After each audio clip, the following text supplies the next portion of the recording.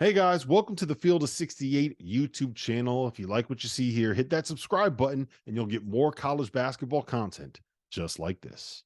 And we are going to discuss the Kentucky Wildcats because while Kansas is out here crushing the portal, while Arkansas is out here adding all of the different pieces that they want, while you have what feels like half of America going out and finding the answers that are to the questions on their roster, Kentucky has kind of stood pat, right? They added a new assistant coach this week.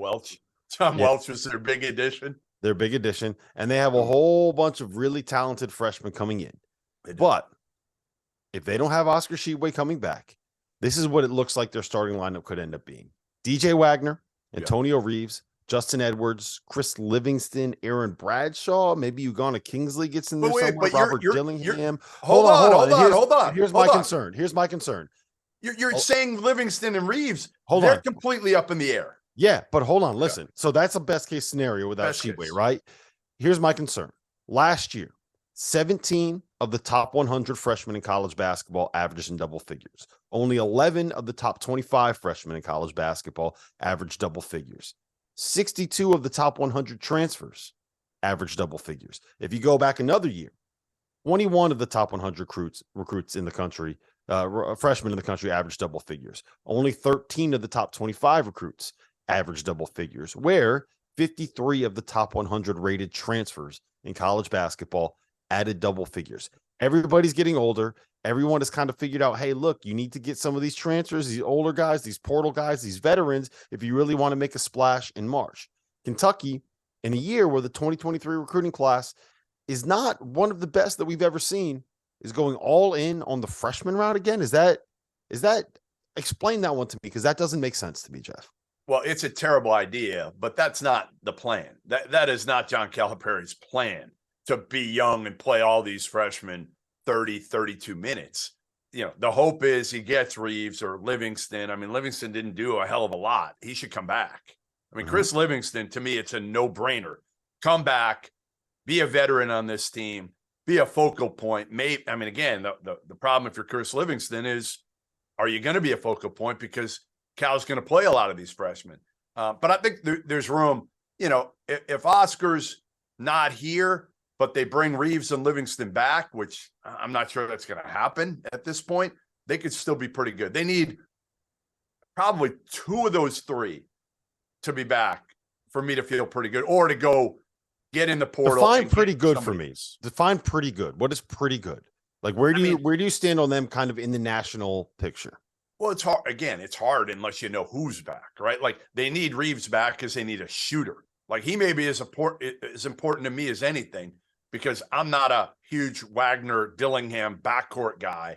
Because again, they're I've said it over and over and over. People kill me for it, but they're high volume, low efficiency freshmen.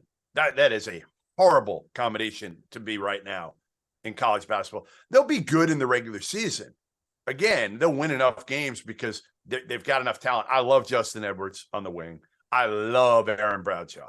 But again, they're still freshmen. I actually think if Tshiebwe doesn't come back, I wouldn't mind seeing Bradshaw play the 5. He doesn't. He wants to play the 3, and he's skinny. I get it. But man, they would be a blast to watch if you had like Reeves, Livingston, and I know they got the kid on Yenso who came back. He could play some, obviously, at the 5. Maybe he'd play a lot. But I'd rather see him go small ball, to be honest, than play Bradshaw at the 5, like Livingston at the 4. You don't have to play these freshmen quite as much. You got Reeves on the wing with maybe 2 of these freshmen. That to me is the perfect scenario. If you got to play 2, maybe 3 of these freshmen, big minutes, and the problem is who are you not going to play? Like, Reed Shepherd might be the one they need the most in a way, because he can make shots. He can make shots and move the ball. But I think he's the most likely to get buried because he's a top 50 player. He's going to be probably a 4-year kid, and he'll wait his turn because he's the son of Jeff Shepherd. Yeah, I mean, it's also fine if he waits his turn, because I think that if you get Antonio Reeves back, I think it's hard. I think it's hard to play both of those guys together because they're kind of the same. Like if Reeves isn't back, what I'm saying, if Yes. Reeves leaves, you need a shooter. If Reeves leaves, it's going to be a lot of balls flanking off the rim. A lot of them. It's not a great situation. For Kentucky at all. Again, they'll win enough games. And here's my biggest thing. Like the single biggest concern that I have is that when you look at this crop of freshmen, there is no superstar, right? You're not looking at them and saying, okay, that guy right there is a Brandon Miller caliber, like that kind of an impact. No, but I think Bradshaw and Edwards have high ceilings. Okay. They might have very high ceilings. Are either of those guys go-to players? Are either of them the best player on a Final Four team? Edwards could be. We don't know that yet. Think so? Edwards could be. We'll see. I envision him as more of a complementary piece and like a secondary option as opposed to the guy that's going to be the star. Here's the other question I have. Point guard play. Do they really have a point guard? Or do they have guys that are scorers that want to be the guy bringing the ball up? That is the other issue that I have. Like, it's a weird roster fit. I don't know if they necessarily have a dude. I don't know if they necessarily have a star. And I don't know if there's necessarily a superstar in this class. Now, the X factor in all this is DJ Wagner. Because if there's one thing that you can say about him and that family lineage is they have guys that tend to show up in big moments, right? They have guys that tend to understand what it takes to be a superstar. So we'll see what happens with DJ there. I don't think it's out of the realm of possibility that he could just like get to college and all of a sudden it's like, oh, wow, this dude's getting 19 a game kind of a thing, right? But I think that's kind of what you need out of those guards. Like you need them to be Malik Monk, De'Aaron Fox level, that backcourt, right? And I don't know if that backcourt is Malik Monk, De'Aaron Fox level. Our partner for today's episode is Athletic Greens. I started taking AG1 during the college basketball season, and I loved the impact that it had on my energy levels. I'm a big coffee in the morning guy, but by the time that the afternoon would hit, I needed another boost. AG1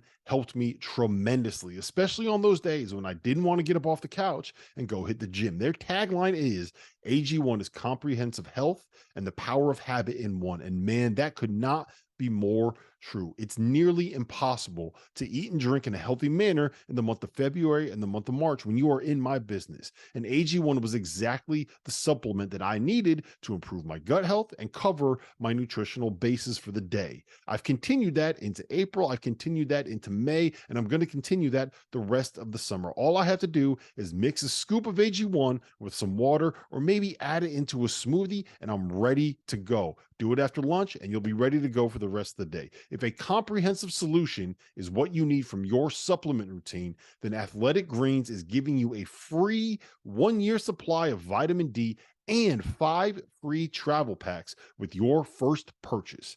Go to athleticgreens.com/field68. That's Field 68 FIELD, the number 6, the number 8, and you can get yours now. So check it out and help support this show. Thanks. I mean, probably not. I do think like Dillingham is electric. Like he can get to the basket. He's fun to watch. But again, there's a difference between being a bucket and being an efficient bucket. And I don't think Wagner or Dillingham are that. I think Edwards is the guy. If I'm saying I'm going to build my team around today, again, I don't know how they're going to be work ethic. I don't know how much. A lot of it's going to depend on health going in, because we've seen it with a lot of freshmen. If you get hurt and get behind, it's hard to play catch up, no matter how good you are, picking things up, right? How well you've been coached. We've seen them in AAU ball. We don't know. Again, a lot of these freshmen, we don't know how they're going to be able to pick things up. And John Welch, hopefully he will help.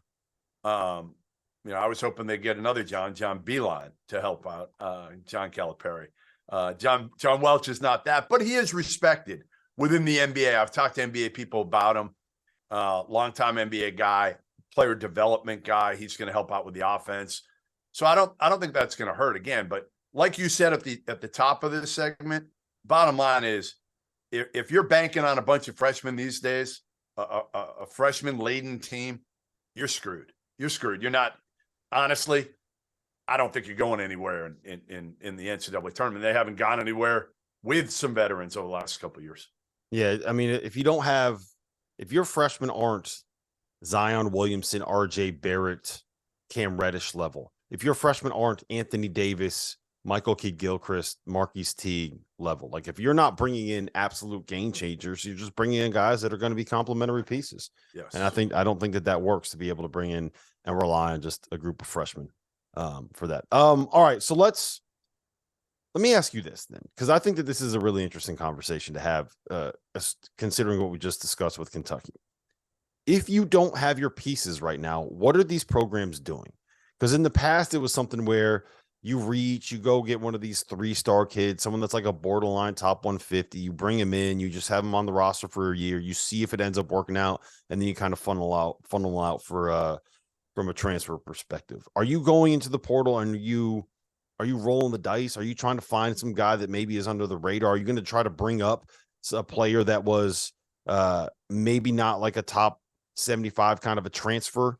Are you going to some of these mid-major programs and seeing if there's somebody left in the portal? Because like the portal's kind of been picked clean. Thank you for watching the Field of 68. If you've enjoyed what you've seen here, hit that like button, share this link with your friends, or check out the description for some other places that you can consume Field of 68 content.